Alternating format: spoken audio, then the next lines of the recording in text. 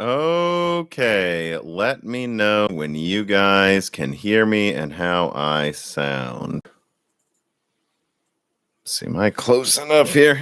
I think this is good. Me pulled back this far from the camera. It's an interesting debate if I should be close or not. The tiles video.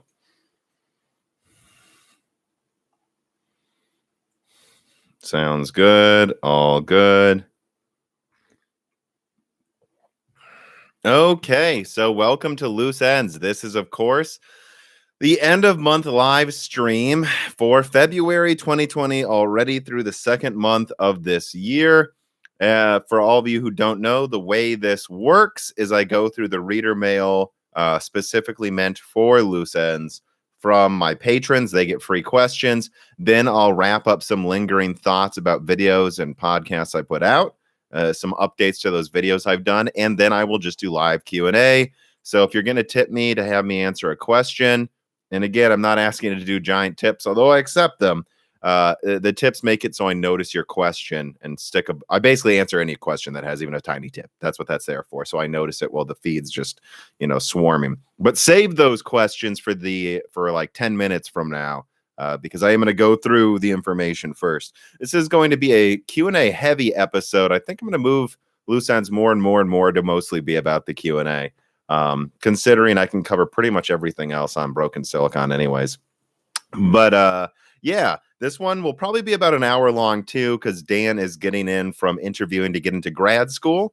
So that's when we'll finish up the next episode of Broken Silicon. But I figured it'd be good to get this out first so that if I did a loose ends, because if I do loose ends in between when we record Broken Silicon and it comes out, I'll end up repeating myself a lot. So let's just do this now and let me get started. So first reader mail comes in from John Maynard, and he says, Tom, you'll soon have a package waiting for you at the P.O. Box in Peoria, Illinois.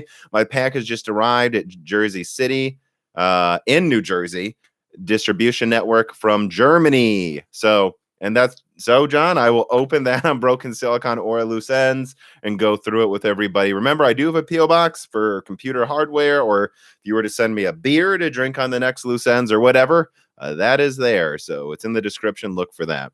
All right. Next one is a pretty interesting question. Speaking of shipping, Economist writes in and he says, hi there. I'm a frequent viewer who is also a business owner. Over the years, I've become a consultant in helping companies manage their tech needs in economical ways without paying out of the nose for the bleeding edge or overpriced third-party services. Recently, I was contacted by a prospective customer in Mexico who wanted to purchase some desktop systems as well as some used surveillance equipment. This led me into the labyrinth of legalese that is trying to export hardware to Latin America. I find it very interesting that there is a huge profit motive in just sending old systems to Mexico. Take a look at the Mercado Libre, Latin America's answer to eBay. I see products costing as much as 40% more than here. And yet this niche appears to be completely unexplored, leaving customers in Latin America without access to hardware. I was wondering if you have any thoughts on this and perhaps any insights on how the tech industry functions in Latin America. So I don't have any specific thoughts or like super in-depth knowledge on computer hardware specifically in Latin America, but I do know that, I work in the automotive industry and it kind of just goes up and down in terms of how easy it is to send things. Like, I remember 2 years ago, we were trying to get parts delivered and they were just held up in customs for like weeks, which delayed the building of a few vehicles. And yet for the past year, it's actually been pretty smooth sailing for all the accounts I manage. So I don't know, right? I just know that that it really does vary by country. That, for instance, so that guy, John Maynard, just shipped something from Germany and he says it got to New Jersey in a week and it should get, and so I think it'll get to me within another week. So under 2 weeks shipping. I had someone recently send me a GTX 583 gigabyte, which I still plan to benchmark against other cards soon. And that got to me from the UK, I think in under 2 weeks. However, when I sent one of my Vega cards to my sound editor in Spain, that took like 2 months. It took like 2 weeks to get there. And then it took like, I don't know, like a month in customs, and then you had to fill out this form and wait like another month for it to get to them. So it just really varies. And yeah, I don't. That could be a whole die shrink about electronics and sending things back and forth between countries. All I know is that I know a lot of companies can make a lot of money simply importing things that they don't usually carry in that country and then just stocking them for years. They can be outdated things. I mean, we deal with this in the automotive industry all the time. Parts that they usually carry in Germany, but then not usually in the US. And someone will just buy it up, fill up a warehouse with spare parts, and just make money selling them off for the next decade. So, yeah, I don't know. It's a real problem sometimes, though. And it's really funny when you consider when you visit America how, or other countries sometimes, how much money you can save just bringing something with you on an airplane, whether it's a bottle of wine or a computer part. Or I remember my brother, we were in the UK once, and they had a special edition of Metal Gear Solid Portable Ops, like a version that had extra game modes that were only in the UK version. My brother got it there for like £10. Can't get that even in the US. I don't know. It's stupid. I think that stuff's going to go away slowly, though, as the world globalizes more. All right. Dragon Netty writes in. So where are we? I want to put a timestamp here. Dragon Netty says, hi there. In your Intel Tile GPUs that scale like Zen, if we can fix them video, you talk about Intel Tile GPUs, unsurprisingly. If Intel can bring out this tile system with the correct power performance for the tiles and the fabrics, nice, that would be great, and more competition is better for consumers.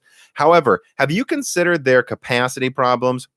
So when I did that tile GPU thing, I was only really looking at the architecture itself theoretically. I didn't really spend time analyzing if they could even get these to market, but he continues, Intel has massive capacity problems, yes, and I do not see that going away anytime soon. Furthermore, ASML can only deliver so many EUV machines in a year, which is true, by the way. They are ordered and placed years before, so most machines are already sold to other companies than Intel, and I bet that if there wasn't an export ban to China, even the upcoming ramp up of EUV machines, there would be even bigger problems for Intel, which is an interesting point.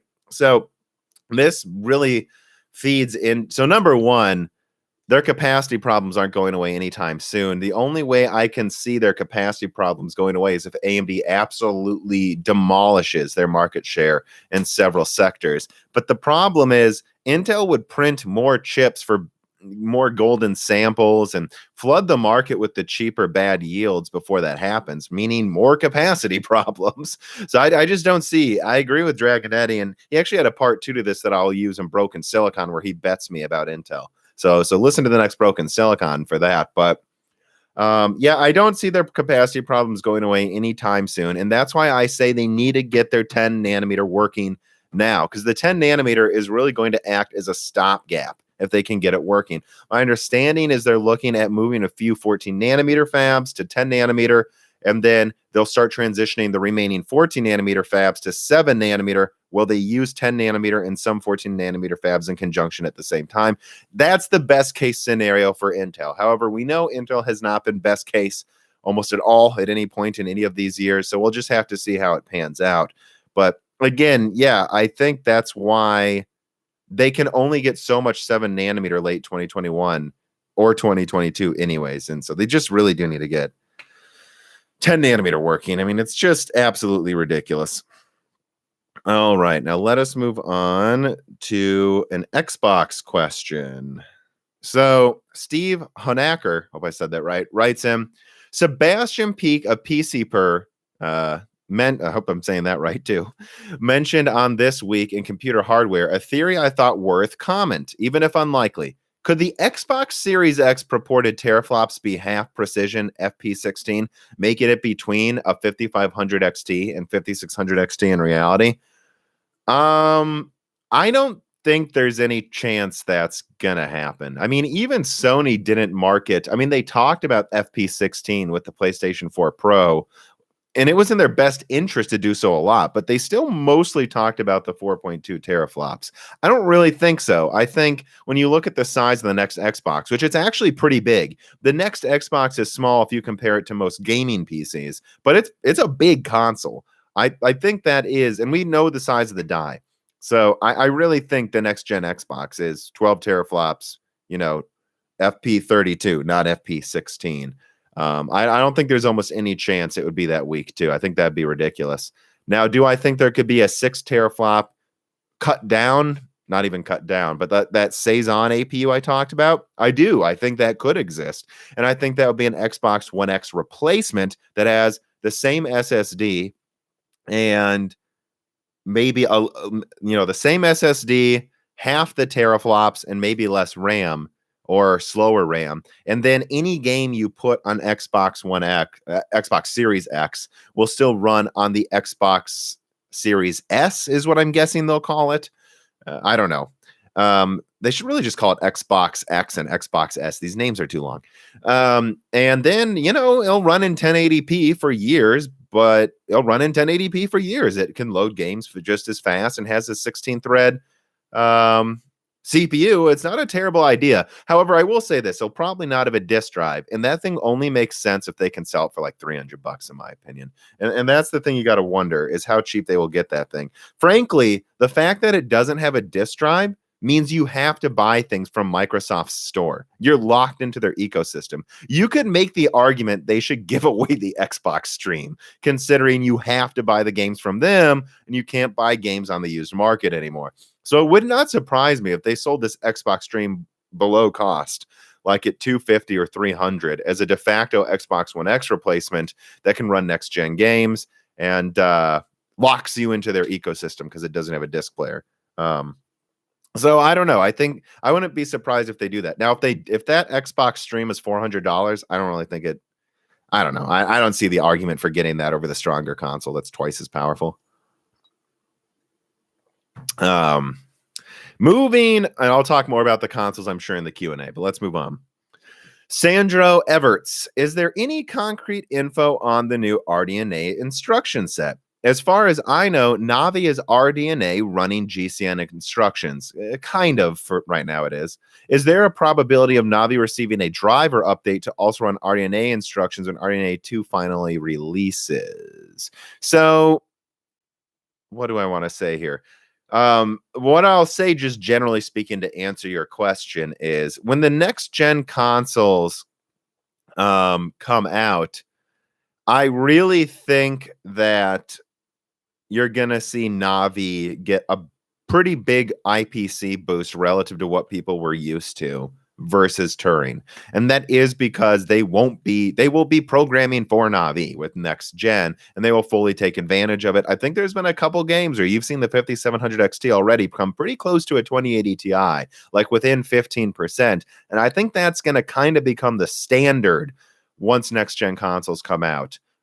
Will it ever be stronger than the 2080 Ti? No. I mean, it has less teraflops. It has no, it won't ever. It has less bandwidth, but I could see it catching up or beating the 2080, right? And being in between there long term. So I guess I don't want to get into the nitty gritty of instruction sets, but I think that's kind of de facto what you're asking me, and that's what I think. Okay, now we are done with the Patreon questions. Let me go through a few loose ends from this month, and then we will get to Q&A. So let me put this loose ends at 13:30. So a few things, I guess. Number one, let me get to the AMD drivers right away. New drivers came out 2 days ago, and before I started recording the new Broken Silicon, I did test them. I was like, I got to test this. The funny thing is, Battlefield went down right when I installed them. Of course, thank you, PC Gaming. And so I started recording the first section of the episode without that. Now, the second section of that episode is going to be recorded today with Dan, and I will have the update in that Broken Silicon. The update, it works. The new Radeon drivers work with my Radeon 7, and I had more black screen issues than most people, I think, with the newer drivers. And so I really want to say this, though, too. I didn't use DDU. I didn't use anything special to install the new drivers. That Broken Silicon, what was it called? 36.5, where I covered this tutorial to fix your drivers with Navi. The reason I made that, and I'll say this in Broken Silicon, so I want to be quick so I don't repeat myself too much in these episodes, but The fact is, I saw people saying they were going to send back their 5700 XT because they couldn't get it to work. And I thought that was absolutely ridiculous. Look, I just use the September drivers and install them with DDU and just wait a month. AMD will fix it.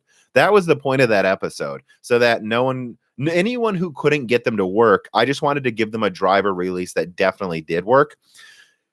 But when I installed this driver, I didn't use DDU. I just did, the factory reset box was checked and the clean install box was checked. And I did that on purpose because I wasn't going to report these drivers as fixed until I could just install them and they worked. I shouldn't need to use a third-party software to get something to work. That's ridiculous. And I don't know what's going on with PC gamers where we put up with this shit. No one should accept this from Nvidia, from Intel, from AMD. No one should accept needing a third-party software to get something they bought to work. I don't think that should be necessary. And it wasn't. The new drivers worked for me, and I think Dan's going to test it before we start recording Broken Silicon, so he'll report in too. He had the same issues I did, even though we both had different CPUs. And we both had X570, though. So, I just want to report those work. There did seem to be a couple of weird screen things I saw pop up, not in any games, but I can't report that there's any problems. What I can report is with the newer drivers before, my game would crash after 5 minutes consistently in Battlefield 5, and now I played for 4 hours straight twice, and it works. So drivers work. Want to cover that. So let me put that as AMD drivers. Moving on to a word about just, I guess, I'm gonna say something about Bitcoin really quick. We had the Bitcoin Broken Silicon. A lot of people told me that was their favorite episode, so I'm only going to spend 2 minutes. There's a real thoughtful discussion in the Discord about the things we talked about. So I want to cover some of the bullet points I brought up in our Discord. And it's just, again, I don't want a long Bitcoin discussion here. What I want, listen to that episode and then keep these 4 things in mind that I think a lot of people missed. Number one, there are a lot of people wondering why inflation would be bad. Well, I mean, inflation doesn't really affect you if you're rich. If you're rich, you can hide your money in land, in the stock market, not right now, apparently, and in a lot of other assets. And so inflation doesn't really affect you. And if you're poor, well, you're poor. You don't have that much money anyways, and you're probably spending it as you make it. But if you're middle class, inflation is like a double tax. It's like that bank account you have, that little money you have saved is losing value over time. And it's losing value because the government's decided they don't need to balance your budget, even though you do. And that's pretty ridiculous. And the reason that's a real problem, especially, is when they print new money, the government gets to spend it first. You see what that means? That means the inflation doesn't really affect the government that much because they're spending it first. And who's spending it last? The middle class. It's a double tax so that the government doesn't have to balance their budget. That's what's wrong in inflation. Another thing I saw people say, well, what about if the internet or electricity goes out? And I'd say 2 things. First of all, credit cards won't work. Second of all, look, guys, if your argument for why something's a bad idea hinges on the internet and electricity not existing anymore, that would be a problem for everything. That would be a problem for everything if the internet and electricity disappeared. If your argument is, oh, what if we went back to the 1800s? I don't know. What if we got a time machine, dude? That's not what we're talking about, though. We live in 2020. And then number 3, and that piggies back on top of that, guys, Bitcoin's not here to replace everything. Cash will still exist. So when it's like, well, what are we going to do about cash? Still use it. We're still going to use cash. That's not the point of your bank accounts. Will still be bank accounts, maybe still denominated in US dollars, but maybe more things could be pegged to something that isn't a gold standard. And that's the point of Bitcoin. But I don't want to get into it. Listen to the last Broken Silicon. I do not want to dwell on that here because, well, I know that's not what you guys come here for. But, I think Bitcoin could be the future of money, so it's worth talking about. Oh, the last thing I'll say is it's not a libertarian thing. It's just about decentralization. It's not libertarian stuff. Just it tends to be that libertarians like it a lot, which isn't a surprise, really. Anyways, small summarizing theme. Now that we're moved all those subjects, I want to say a couple things here. I really want to clarify my content release schedule because, and actually it's good I brought up that Bitcoin Broken Silicon. I saw that was one of the least popular Broken Silicon episodes, and yet I had multiple people tell me that was their favorite episode. So if you want to support Broken Silicon, whether it's interviewing guests that are off subject topics or the regular episodes, which me and Dan are about to record next week's episode, where we go through the news and we have some really fun things we talk about. If you want more of either of those things, you will consider supporting me on Patreon. But if you like my YouTube videos, also consider supporting me on Patreon, because here's the funny thing. I saw people in the comments say, under that Intel tile video, I saw multiple people say, why are you doing all of these analysis videos? I don't know, because that's kind of what I'm known for. But the point is this: some people just listen to Broken Silicon. Some people just listen to the guest episodes. Some people just listen to the news episodes. And I do want to be clear about this. I see the RSS feed numbers. A lot of people don't watch my YouTube videos, but subscribe to the RSS feed on Apple Podcasts and just pay me on Patreon. It doesn't matter which piece of content I'm making that you like. If you want more of any of it, support me on Patreon. None of it's taking away from each other. That's the point. Because I saw people just freaking out. Oh, another podcast came out. Oh, why didn't you make a video instead? You know how many videos I haven't made because of Broken Silicon? 0. There's not been a single video I haven't made because of Broken Silicon. Broken Silicon forces me to take in outside ideas, to read up on the news, to hone my knowledge. And doing analysis videos forces me to go super in depth on one subject, and they play off each other. Neither of these take away from each other. If you stop supporting me because you're mad I'm doing so many podcasts, you're just going to get less videos. And if you stop supporting me because you're mad I'm doing all these analysis videos, you're going to get less videos. Like they don't hurt each other. I can't just do analysis videos and I can't just do podcasts. I want to do both, and they don't hurt each other. That's something that's really important to highlight, especially as I try to get to my stretch Patreon goals so I can quit my job and focus on diversifying my content more. Just please keep that in mind, right? That these aren't taking away from each other. And I make a lot of content. And so if you just like one piece of it, whether it's the podcast, the live streams, or the videos, supporting me will make more of everything. And they're not taking away from each other. And by the way, there's been an adpocalypse lately. I've gotten like half their ad revenue this year compared to last year per month, even though I've been getting more views. So I just want to point that out. And one more thing to clarify too, because I don't know, I have to say this. I try to limit the amount of ads really hard in my videos. And yet, so like when I make a new video, right, I will check it, of course, in my editor. Then I'll render it. I'll check it after I upload it on my PC. But then I also tend to check it on my big screen a couple days after it came out, just to see, like, what does this look like on a big screen? And I've noticed more ads pop up in my videos than I selected. And I don't think I can do anything about that. The way I've always thought about ads is it's like, yeah, there's an ad before the video and an ad after the video. But if the video is under 14 minutes, no ads in the middle, unless it's like an in-video thing. And then I try to make my in-video ads funny, if you guys haven't noticed. And then if it's over 15 minutes, maybe one ad 2/3 through the video, right? You know, like the 4900H video, I don't want to break up what I'm talking about. Once I finish talking about the 4900H info, maybe I'll put an ad in between talking about Xbox so it doesn't break up the subjects. And then if it's over 20 minutes, I might put 2 ads in it. And then after that, it's basically I try to do like an ad every 25 minutes of my podcast. But I noticed in a video where I only had 1 ad in it that there were like 4. And it was like, I don't know what to do about that. YouTube's placing more ads than I am. And it's honestly annoying the shit out of me.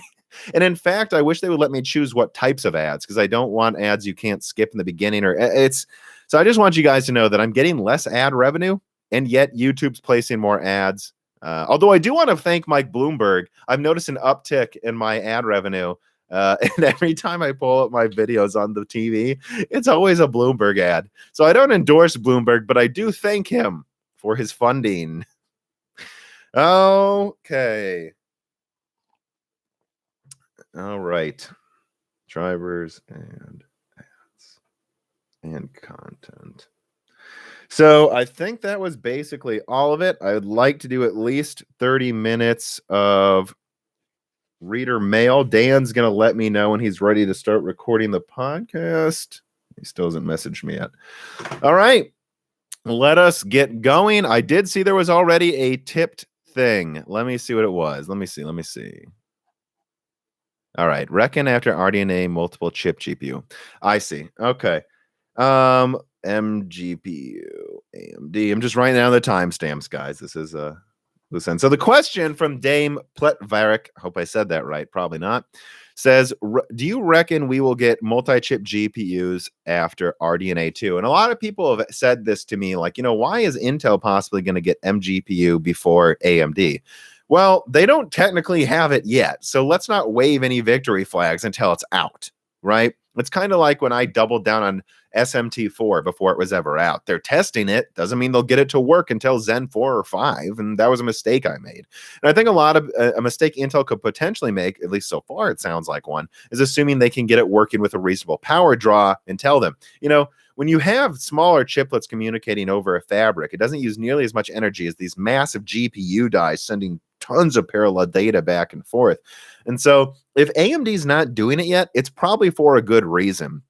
Not just for the power usage, though. I would suspect it's also because they know they need to get it perfect when it comes out. I mean, remember the Zen 1 launch? If you listen to, I think it was Broken Silicon 26, that was with, Steve from Hardware Unboxed, and he talked about how he wasn't sure if Zen 1 was going to be a disaster. That up until a week of like a couple days of benchmarking right before the reviews came out, he said the early drivers showed the performance just wildly all over the place. And that's because this is revolutionary technology. This is hard to get working. What I would see is like an RDNA 3 or 4 built around multi-chiplet GPUs, and then they need to get it working perfectly when it comes out. This is probably a side architecture they're working on and constantly updating in the end, because once you go with a multi-GPU chiplet architecture, you need to make sure it's from top to bottom, every product has to use this technology so that developers can't make this excuse of like, oh, only the top ones use it. Like they did when you had those crossfires on a single PCB, like the 6990 and the 590 and the 690 from Nvidia. Like a lot of games just didn't even support those cards because it was only $1,000 cards. So who cares?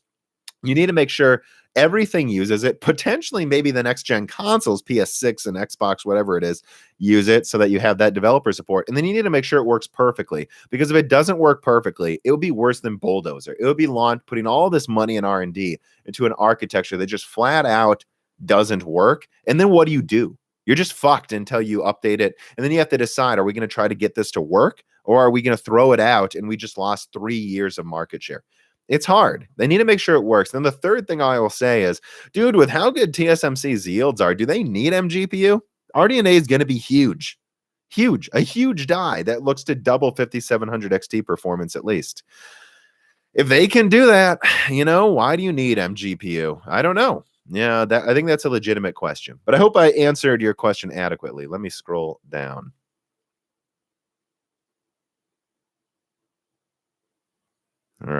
All right, and I am caught up on there. Again, if you want a tip, I will answer that question first, but otherwise I will just pick things I want to answer.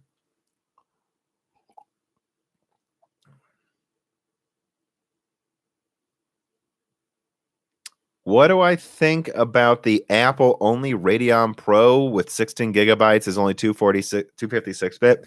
I don't know. I'm sure for specific tasks is pretty good. That's pretty normal. And I mean, 16 gigabytes of RAM isn't a bad amount for how strong the 5700 XT is. It's pretty close to the Radeon 7, guys. They gave the Radeon 7 16 gigabytes. I mean, it makes sense to give a professional version of Navi 10 16 gigabytes, especially when you consider it doesn't have high bandwidth cache.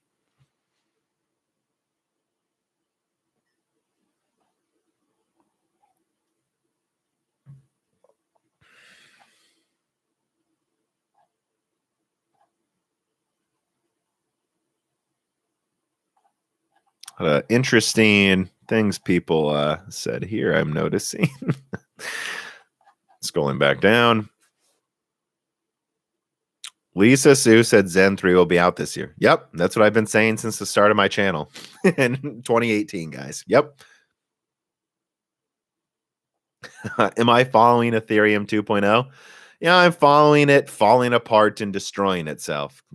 Guys, I mine Ethereum and sell it for Bitcoin. I really, Another hard fork, I mean, that just shows how centralized that currency is. And if this currency is centralized, it's no better than why not just use the US dollar? I don't get it. That's already digitized. The US dollar is 90% digitized anyways. What's the point of a centralized cryptocurrency? I don't get it. Let's see. How hard do you think Corona will hit AMD? I don't know. I used to talk about this with my brother that I thought that whole this thing going on is a lot is underplayed, that it seemed like it was clearly worse than everyone said. And now I think we're at about the right amount of worry. I think right now we're about equal to the amount of worry. I think honestly the stock market took more of a hit than it really made sense, but now it's priced in. And I wouldn't be so sure it's going to keep going down. A lot of the manufacturing is automated. I mean, a 10% drop, well, there you go. That's the drop. But I wouldn't be so sure. I guess we'll see. It could get a lot worse though. I just make sure you have some extra food around, guys, you know? And I do. And yeah, if you're in a major city, I don't know. Potatoes are life tips. Thank you. Let me see. Okay, and he says, will I make another APU video? I was around since like your third vid, and well, I make tons of APU videos. I think they're fascinating. Will I make another video updating where I think they will be in a few years? Maybe, but let's give it some time. I want to see. I would. The problem right now is I have so much information I'm working through, right?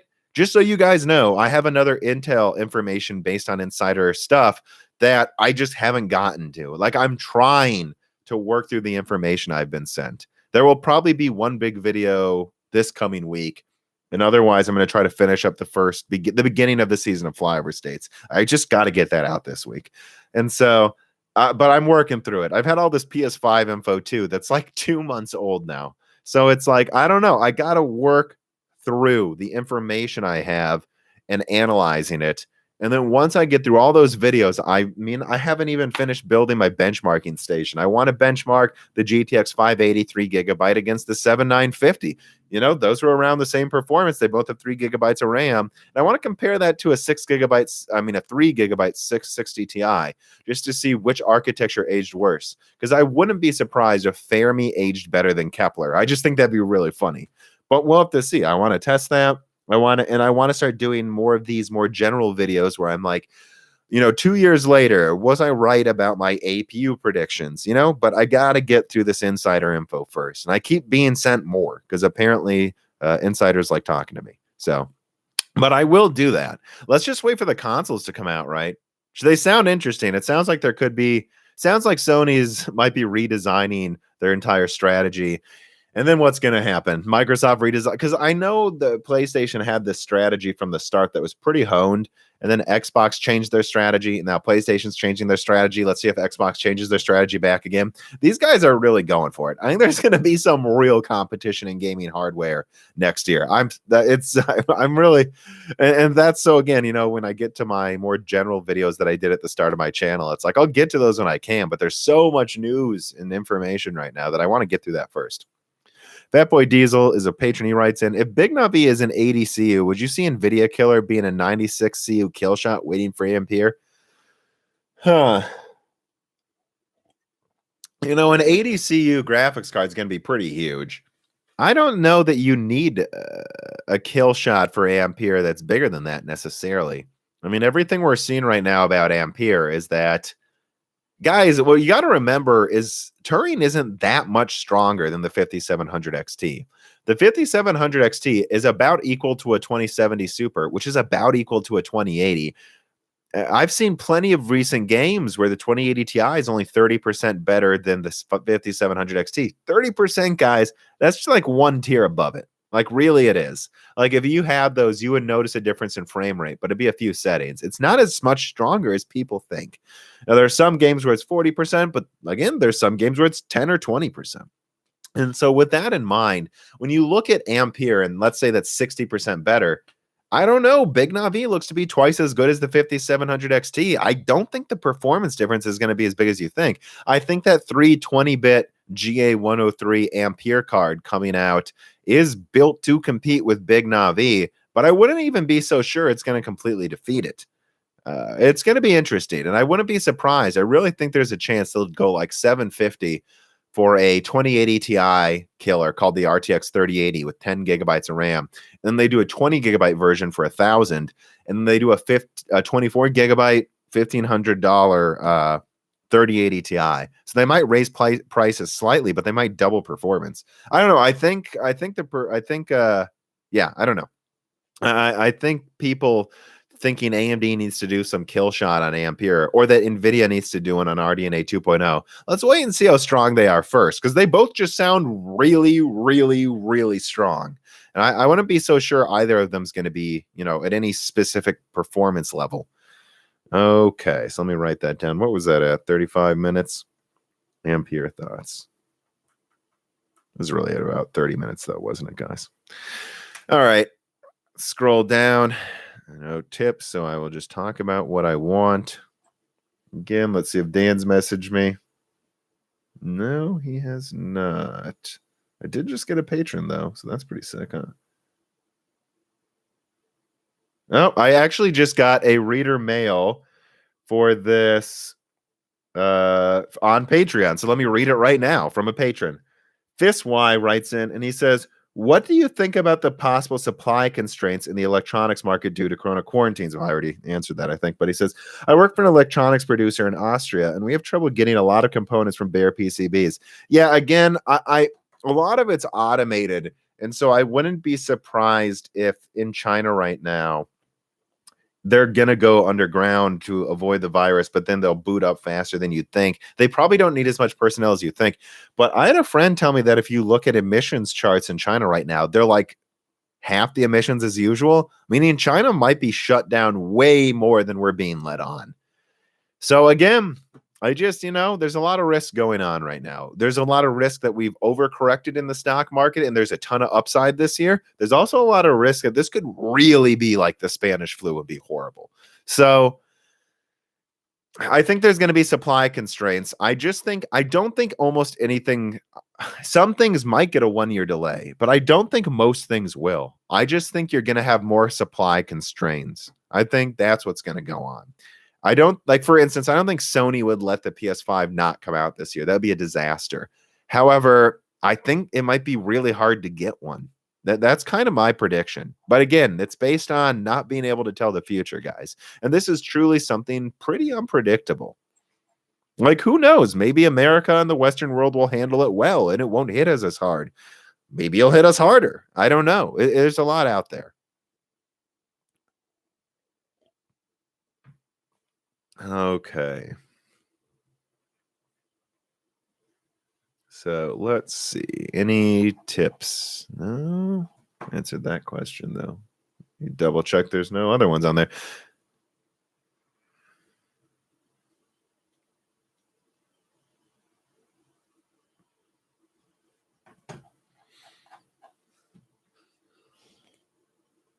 Do I think desktop Renoir APUs will be monolithic dies? I thought about that. I think probably, but it wouldn't surprise me. I mean, if you look, it depends how much they can fit it in there, right? Because I was thinking about how they might make a different IO die to make Renoir work on desktop. I was thinking about that, and it might be smaller and have less lanes, or you know what I mean? I was thinking about that because Renoir doesn't have PCIe 4.0 and it has less IO. So it wouldn't surprise me. It's 150 millimeters squared, which is about the size of two Zen 2 chiplets, but it is a big square. So I don't know how easy it will be to fit it. It wouldn't surprise me if Renoir was put in AM4 and then they put a little, they put like a smaller IO die to make it work on desktop. I think that could be an option, but I don't know. Maybe it will just work too. I mean, they got right on X570. They have the older chips working on there anyways, right? So I don't know. I wouldn't rule that option out, but I don't think it will need an IO die, to be clear. Let me write that down.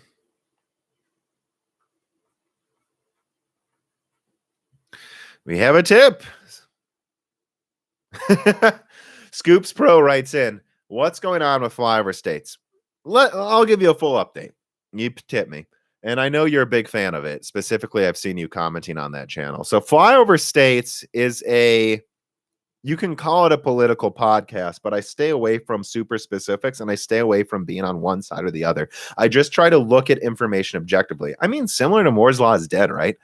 And I'm rebooting it to be more about interviewing people all over the United States where I bring up specific subjects. So I'll just let you know the first episode is mostly written out and I still need to record it, but I'm going to use pieces from the next 2 episodes. So I interview a woman who climbed the corporate ladder in the 80s and 90s, and we bring up things about women's rights and impeachment.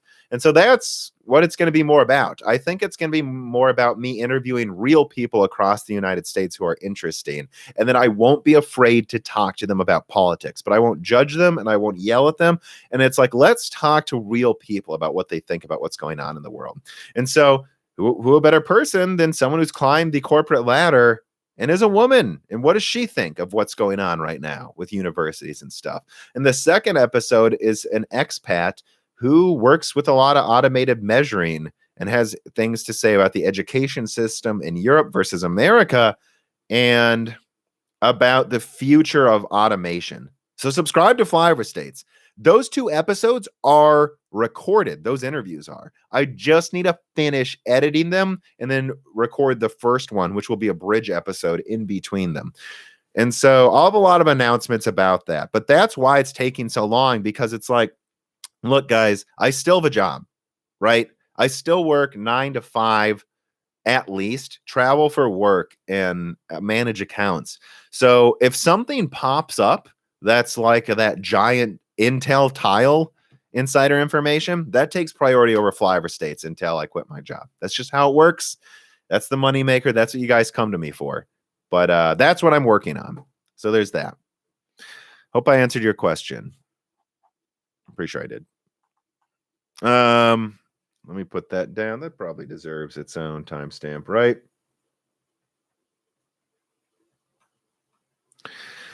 All right, Vincent Pond tips. He says, how long do you think AMD is continuing to develop Zen?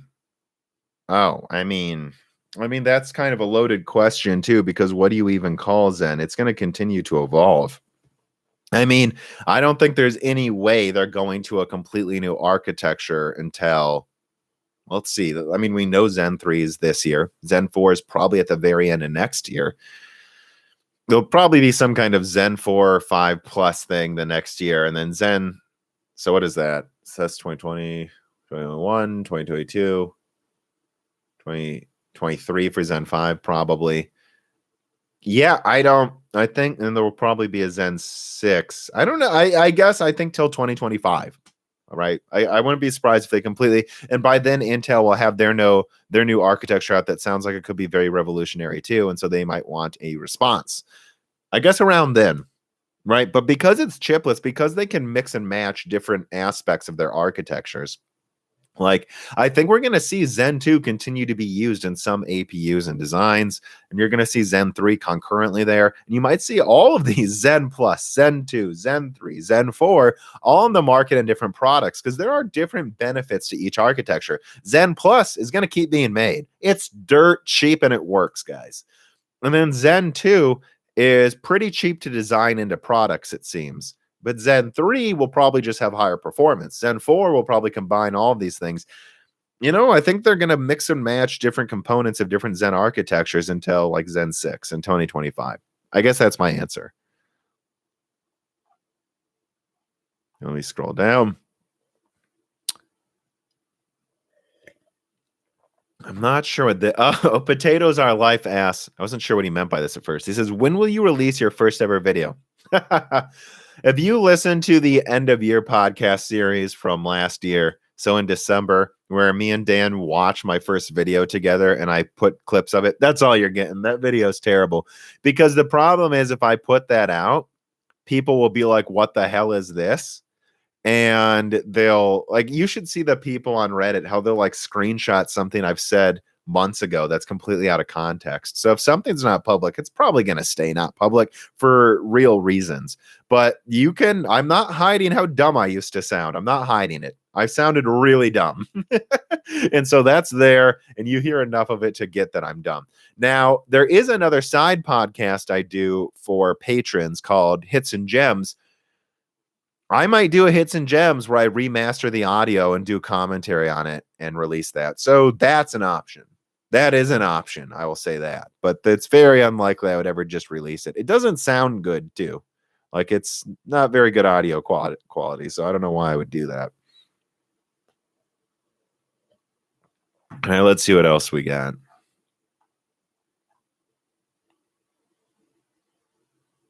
Do I still believe a Zen 3 APU is coming this year? Well, it sounds like Cezanne and Van Gogh are Zen 2. So, I don't know. Do I still think it is? I think it could. It's up to AMD. It would not surprise me if they released some product, if they went into mobile before even server with Zen 3. But it sounds kind of like they're not going to. It does sound like Zen 3 is coming to server. Yeah, I don't know. We'll see. I wouldn't be surprised. I wouldn't be surprised if a Zen 3 APU came out this year. That like if Cezanne is a stepping stone, maybe, and Cezanne comes out back to school. But no, I think Zen 3 APUs are most likely next year. If I think about it, then yeah, I think most likely next year.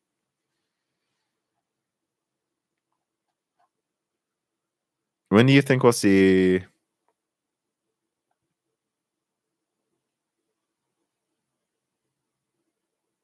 Virtual function. When do you think we'll see a competitive response from Intel?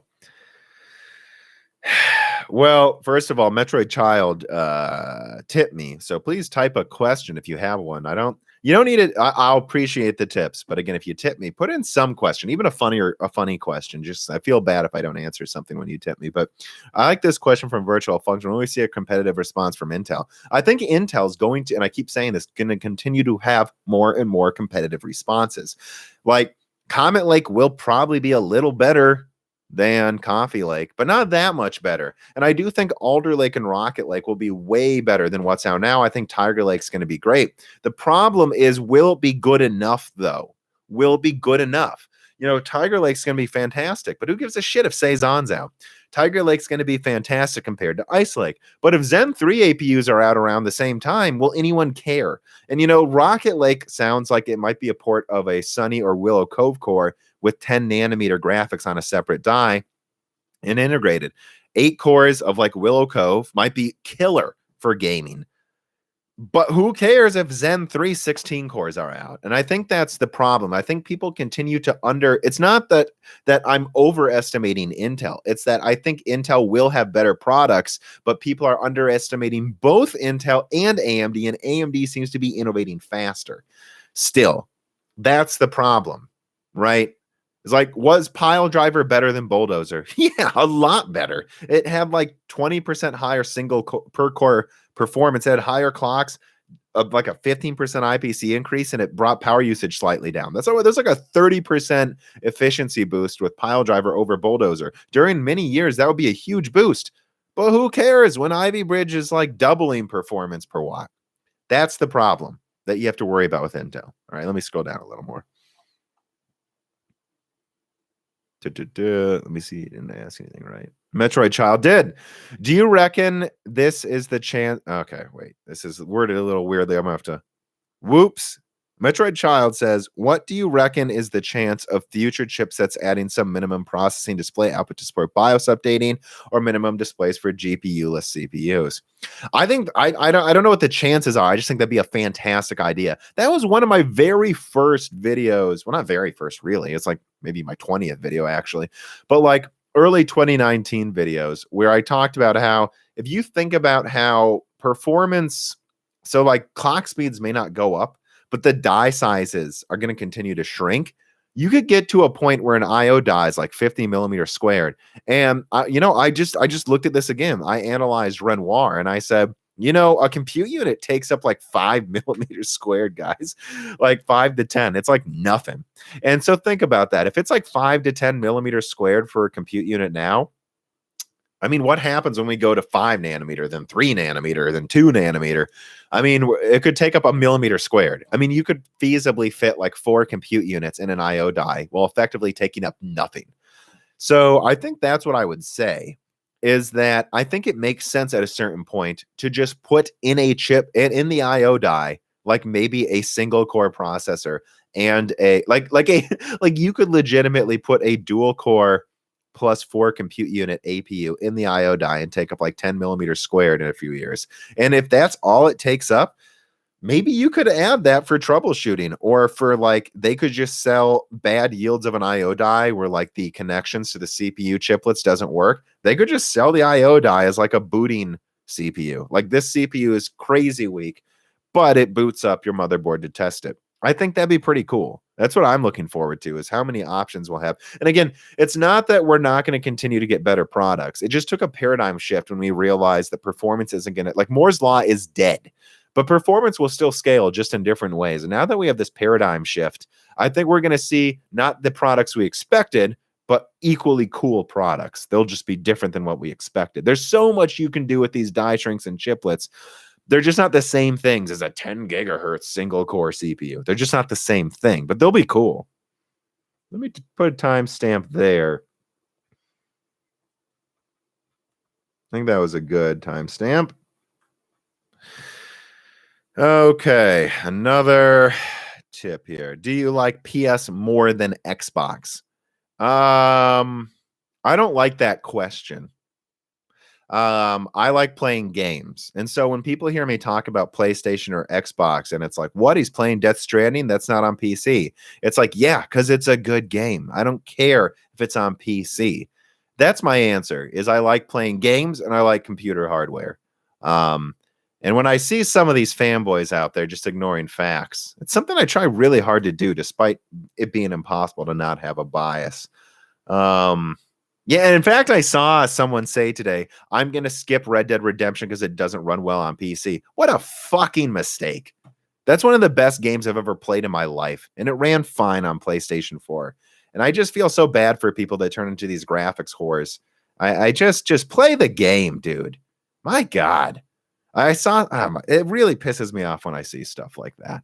Like, you're missing out then. I don't know what to tell you. You're missing out on great games. I'm sorry it's all about graphics for you, and that you have to play it on PC, or that you have to play it on PlayStation. There's like Mountain Blade Warband and Age of Empires and all of these RTSs. Imagine if you only played on, if you refuse to play PC games. Like, you're just missing out. I mean, never playing Half-Life 2? That's my answer. JD Gamer asks, how big of a jump do you think Zen 3 will be compared to Zen 2? And do you think Navi will contain substantial RDNA 2 efficiencies? I mean, yeah, I think RDNA 2.0, at least a 20-30% efficiency boost per compute unit is on the table here over RDNA 1 or more. So I think it's going to be huge. And then when it comes to Zen 3, I mean, look, I think Zen 3 is called Zen 3. It's not called Zen 2 Plus, and I keep saying that. Do I think it's going to be as revolutionary as Zen 2 or Zen 1? Maybe not, but I think it's going to be a much bigger deal than Zen Plus. Remember, Zen 2 came out mid last year. So if Zen 3 comes out late this year, it's been over a year. Like, it makes sense that it's bigger than a Plus update. And I think it'll have slightly higher clock speeds, at least a 10% IPC boost, and better efficiency.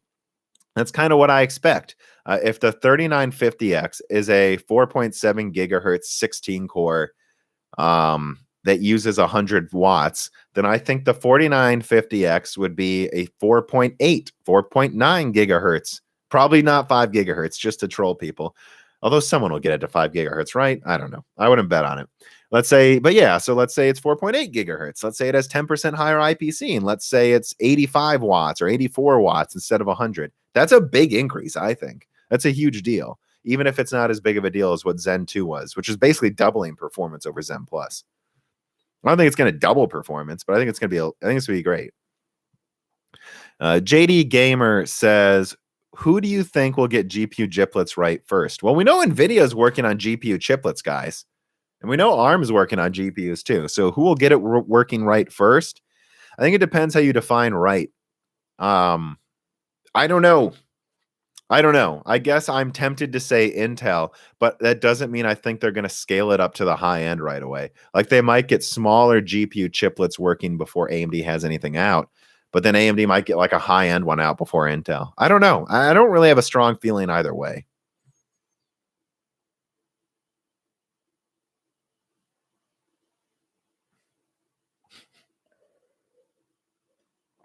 Haka writes in and he says, judging by most accurate leaks, the Xbox Series X is 32% faster than the PS5.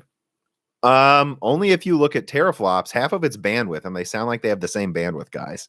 They have the same bandwidth, and one is more teraflops. I mean, I don't know, right? Consider, is the 5700 XT 30% better or something, or 20% better than the 5700? No, it's like 10% better because they have the same bandwidth. Then you also have to consider that we don't know what the PlayStation is yet, and it sounds like the Sony might bring out a PlayStation 5 Pro early. I don't know. I don't think either company is going to roll over you guys. I just hate the fanboy arguments where they're like, "Oh, Xbox is going to be this because PlayStation's stupid." PlayStation is not fucking stupid. Or the people that go, "Xbox is going to do this because they're stupid." No, it seems like Xbox has got their shit together now. They were stupid, I think, but I don't think they are anymore. So I don't think you should just assume either of them are going to make some huge blunder. Whatever they make, it'll be priced probably to be competitive, and I don't think either of them are going to be that big of a difference in performance, to be honest. I honestly don't even know what like a 10% advantage, 20% advantage in teraflops would get you if that's all you had. I would take the faster load times too, by the way.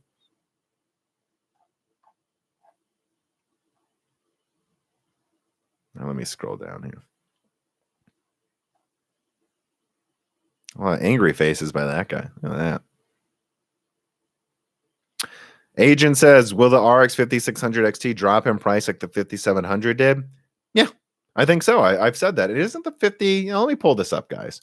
Let me pull up Newegg. How much is the 5500 XT 8 gigabyte right now? I think that's gone down in price, hasn't it? Oh, not really. I thought it was 180. I guess it's still 200. But yeah, it's more like 200 now. Yeah. It comes with RE3. That's a pretty good deal, actually. If you want RE3, you're basically getting a card for 150. So I think the 5500 XT is going to drift towards 180, though. And I think the 5600 XT will drift towards 250. And I think the 5700 is going to stay at about 300 to 50 because, like, what's its competition? It's better than the 2060. And then the 5700 XT will be like 350. I mean, and I continue. And I think by the end of the year, guys, AMD is going to start rolling out their refreshes. And I think at the bare minimum, the 6700 XT is just going to be the 5700 XT with 15% faster memory and faster clock speeds. And I think that gets you a 10% better 5700 XT, and they'll sell it for 300. It's what they did with the 580, guys. And the 580 came out less than a year after the 480. And that's kind of how I see the 5700 XT is slightly lower prices, slightly higher performance. So yeah. And I mean, that would get you to, and then, they'll roll out the 5800 XT probably at like 450, the 5650, or I guess the 58. Yeah, I don't know how many dies they're going to do. I guess I won't dwell on that too much. So Lamans did, I hope I'm saying that right, tip me. And he says, does AMD have a chance of going beyond 20% GPU market share? Well, I think they already have, guys. I think it just depends how you measure GPU market share. And I would not look at Steam. It's not accurate. It's so inaccurate, guys. But AMD is taking market share. Do I think they're going to get back to where they were? Look, I wouldn't rule it out. AMD's mind share comes from how their CPUs are perceived. And right now, AMD CPUs are perceived really well. So as long as that continues, and as long as they continue to make their graphics cards better and never have that driver snafu again, which I think was overblown by now since it seems to work already. I think AMD could get back to where they were when their CPUs were perceived the best. You go to the 4870 area, and AMD was at like half of the market share. I wouldn't completely rule that out. I wouldn't rule out AMD getting back there again. However, it's going to take years. And I think Ampere is going to be really aggressive, guys, because Nvidia is not going to give up this market. So I don't know. I think I could see AMD getting to 40% though in a few years, and I would be happy with that, wouldn't you? AMD at 40% market share, Nvidia at 60%, but then AMD controls most of the console market. That's pretty much a 50-50 split. Well, actually, AMD would have more of the market at that point, clearly, right? But I think that gets you to a place where it's going to be the most competitive, right? I think that's where you get things the most competitive. Well, we have a ton of people watching this stream. My channel must have grown in the past month with this. Oh, which let me plug that quick too, guys. Double check. There's 1,000 of you watching right now. Double check that you're subscribed. Every video, YouTube tells me half of the people that watch my videos are not subscribed. And most of my videos get 20,000 views. So I want to get to 40,000 subscribers, grow the Patreon. I want to make this my main job. I want to make this my only job this year. So I can have twice as much time to work on this stuff. And so I don't get so tired. Because man, I'm like working 16-hour days at this point. No, that's 16-hour days. I basically work a 10-hour day, 6 days a week. If you combine YouTube with my main job. But I enjoy it a lot. So yeah, make sure you're subscribed though, guys. And subscribers does matter. Subscribers gives me more bargaining room to tell advertisers, I want to put your ad at the end of the video. There's a lot of people that are like, oh, why does it matter if I subscribe if I watch your videos?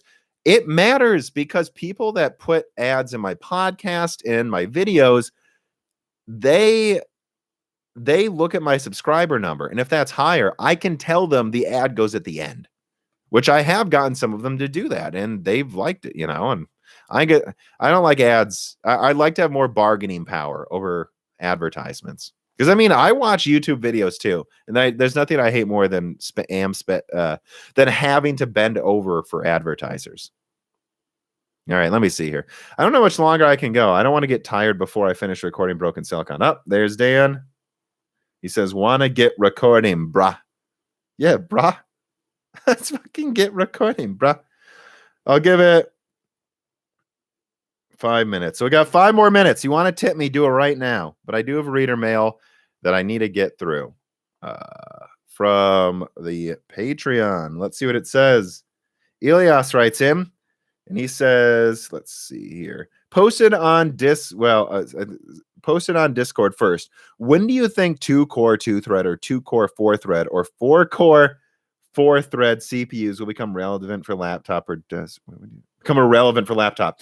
I think dual cores are irrelevant now. I think we're at it. I think dual cores are irrelevant. I mean, look at Lakefield. Lakefield has 5 cores, and it's like a 5-watt APU. I think we're done. I think dual cores are right out already, and 4-core 4-thread CPUs are almost irrelevant.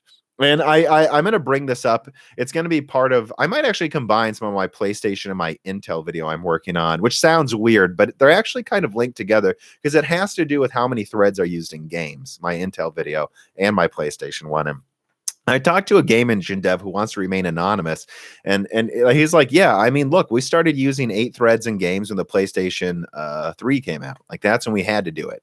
And the next gen consoles, or not next gen anymore, but the PS4 having 7 and the Xbox having 7 or 8 threads. Remember, the base PS4 only had 7 cores, but then it had a background processor for background tasks. Now the Xbox had 8 cores. They didn't disable any of the cores, but half of one of the cores was used for background tasks. That's how they handled it differently. And having those 8 cores clocked low actually helped PC gaming a ton, because it forced developers to actually get good at parallelizing their games. Because if you would have had another situation, the Xbox 360 and the PS3 were clocked at 3.2 gigahertz. That was really fast for a CPU back then, especially in a console. The fact that the consoles had 1.6, 1.7 gigahertz CPUs forced devs to actually fucking program their threads into multiple cores. And that's when we got actual parallelization. Now we're getting to a 16-thread console generation. They're going to use 16 threads. Quad cores are going to be like the old single core pretty soon. And 12-thread CPUs clocked fast will be good enough to keep up with 16-thread consoles because they're clocked faster. But do not think those 4-core 8-thread CPUs are going to be doing well next year. I think they'll be fine for the majority of this year. But, I really think 4 cores are just gone by the end of next year in terms of how much they make sense, except for like, really low clocked embedded specific use cases. Of course, you don't need a ton of cores then.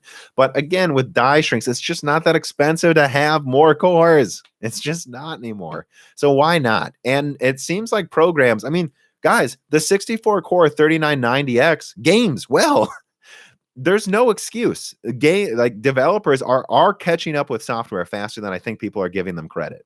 I think they are. And here's the thing. If you program something to work well with 32 threads, my processor over here, 16 cores, 32 threads. If you write a program to use 32 threads well, I don't see why it wouldn't use 100 threads well. If you've programmed it to parallelize that much, I'm sure it can use way more than that. We just had to get past 8 threads, because when you have 8 threads, you're basically at this point where you're really just programming it for a quad core and letting the background threads, handle background tasks, the other threads. But once you get to over 32 threads, you might as well program for 200 threads. Come on. That's just how the engine would work. All right, guys, I do have to go soon. Dan needs to start recording. I need to get through these reader mails that you did tip me. JD Gamer, will the 6900 XT beat the 3080 Ti or be a bust? I've answered that question already, dude. I think whatever the 80 CU compute unit Navi is going to destroy the Titan RTX by like 30%. And that sounds about where we're hearing Ampere is. Me and Dan will talk about that on Broken Silicon. Do I think it'll beat the 3080 Ti? Probably not. It sounds like that thing's going to have an 826 millimeter square die size. Well, no, that'll probably just be a professional card. But even so, it sounds like the 3080 Ti will have like 50% larger die size than Big Navi. So do I think it's going to beat that? Probably not. It would be insane if it did. But I don't think they'll be that far apart. I don't think, but I don't know for sure, right? Hexbash, thank you for the tip. Do you see Big Navi coming as an APU and upcoming chiplets? Yeah, I don't really think GPUs are going to be completely phased out, but I think APUs are really going to take over. One thing I was thinking about the other day is how APUs are going to be the perfect esports gaming chip soon, just because, like, if they made a monolithic Zen 3 APU that was big, like, I think the biggest you could probably fit on AM4 would be around 300 millimeters squared. But let's say they get like a die shrink of that, like a monolithic Zen 4 APU that has a GPU as good as RDNA 2.0. I don't think it's going to be that strong, but what you got to remember is an APU has lower latency because all the components are closer together. And esports players don't run things on Ultra. So I think that's a thing to think about too, how you might get into a situation where these APUs are what most budget gaming builds have, but then also what esports people use because of the lower latency. That's something to think about. Will it replace everything? No. I don't think so. Not yet. Not for like 5 to 10 years. No specific question. Appreciate the video and keep up the good work. Of course, Jader Lear says, will we see the improvements that AMD do in Renoir migrating for RDNA? Yeah, that's what they talked about, right? They talked about how the performance enhancements in Renoir are like a 30% efficiency boost that was from architectural and boosting changes they did over the other Vega, meaning this really is a newer generation of Vega. And they even said those enhancements they made were not implemented in RDNA 1.0. So that's why I say RDNA 2.0 is probably and they said it was going to go into RDNA 2.0. So I think there you go. RDNA 2.0 will at least be 30% more efficient per compute unit and probably more. Oh, we got another tip. Can you see a 4800U paired to a 5600M? 5600M, which is, yeah. I think though, what I would want in a laptop that has a dedicated graphics card now is probably a 4800U, because that's 8 cores, no hyperthreading, and disabled graphics. Or I think the 4600U is what I would actually want. That's 6 cores, 12 threads, but 6 compute units. So a lot of the compute units are disabled. I would want that paired with like the equivalent of like a downclock 5600 or a 5500 XT. That'd be pretty sweet. But I gotta say, Renoir is pretty powerful. I don't know. For me, I just like slim and light laptops. As long as it's powerful enough to run the AAA game, I'm happy to turn down the settings while I'm playing for 1 hour with Dan in a hotel room. That's what I use my laptops for. It's not my primary gaming rig. I just wanted to run all of my AAA games. so I can sync my saves in between my Steam accounts, you know, for my desktop and my laptop. I go on a business trip. Hey, I'll just play Warband. I'll play Doom, and Doom won't run in 1080p, 144 hertz, but maybe it runs 720p 60. That's what or even 30 frames. I don't really care, guys. When I'm playing on the go, I'm traveling for a reason. It's not about the graphics. It's just I want it to fit in a laptop that's tiny so I can bring it with me everywhere. So I don't know. I'm really mostly interested in getting rid of dedicated graphics cards in laptops. I really am. That's kind of my answer. But can I see that pairing? Yeah. It just seems like a waste to not use Renoir's built-in graphics to me. JD Gamer, what level of graphics card do I need to top the next Xbox? Big Navi. And same with the PlayStation, I think. Especially because a new rumor just came out that I don't want to talk about it too much because I'm going to talk about Broken Silicon. I don't want to repeat myself. Listen to Broken Silicon. I'm going to talk about the consoles with Dan a lot more. But I think Big Navi to beat the consoles, honestly. You'll need Big Navi, Gen 4 SSD RAID, and a 3950X. That's how you'll beat the next gen consoles. Well, 3900X would too. All right, guys. Dan's waiting for me. I'm going to record Broken Silicon right now. And so listen to the continuing of the discussion there. I hope you enjoyed this loose ends. I wanted to get this out before I recorded the Broken Silicon so I don't repeat myself. And, you know, please subscribe to the channel.